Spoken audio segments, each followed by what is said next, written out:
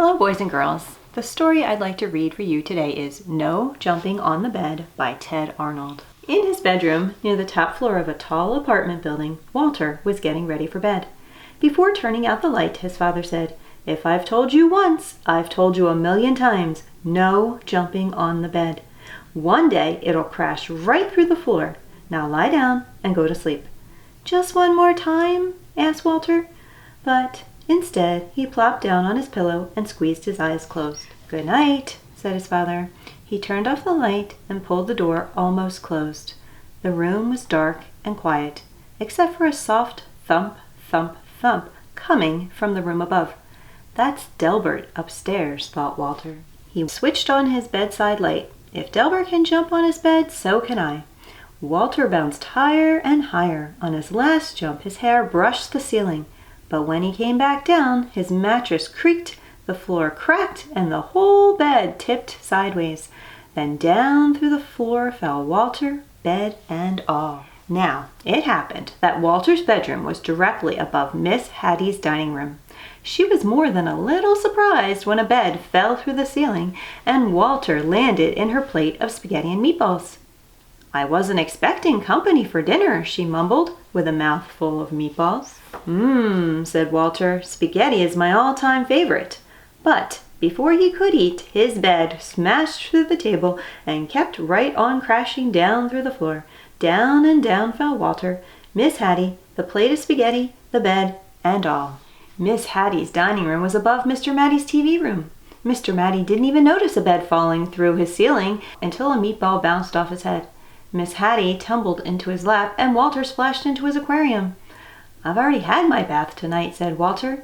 He wanted to stay and watch the monsters on TV, but his bed crunched through the floor, taking the TV with it. Down and down fell Walter, Miss Hattie, Mr. Matty, the TV, the spaghetti, the bed, and all.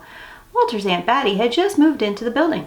She was still unpacking when Miss Hattie, Mr. Matty, and a dripping wet Walter tumbled through the ceiling right into her box containing her rare Patagonian stamp collection. When he burst through the bottom of the box, Walter was a sticky mess. "I see you've started collecting stamps," said Aunt Batty, as she followed Walter through the new hole in the floor. Down and down fell Walter, Miss Hattie, Mr. Matty, Aunt Batty, the stamp collection, the TV, the spaghetti, the bed, and all. Hattie and Natty had worked 3 days building their dream house with blocks. Afraid that Fatty Cat might knock something over, they carefully shooed her out for the night. Then the upstairs neighbors came through the ceiling. "Excuse us," said Walter, remembering his manners. "We won't be staying long."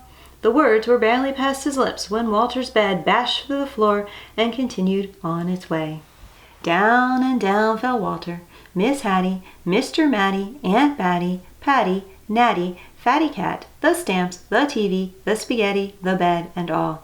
The last thing Mr. Hanratty ever expected to see was a bed coming through his studio ceiling, followed by nearly everyone in the building. "If I had known you wanted to see my paintings," he said, "I would have tidied up a bit." But they never once paused to admire Mr. Hanratty's colorful artwork. They were too busy splashing in his cans of paint. Then his floor caved in and everyone followed Walter's bed down through the hole. Down and down fell Walter, Miss Hattie, Mr. Matty, Aunt Batty, Patty and Natty, Mr. Hanratty, Fatty Cat, 17 cans of paint, the stamps, the TV, the spaghetti, the bed, and all. Maestro Fergalini and his string quartet were astonished by the colorful crowd that fell from the ceiling.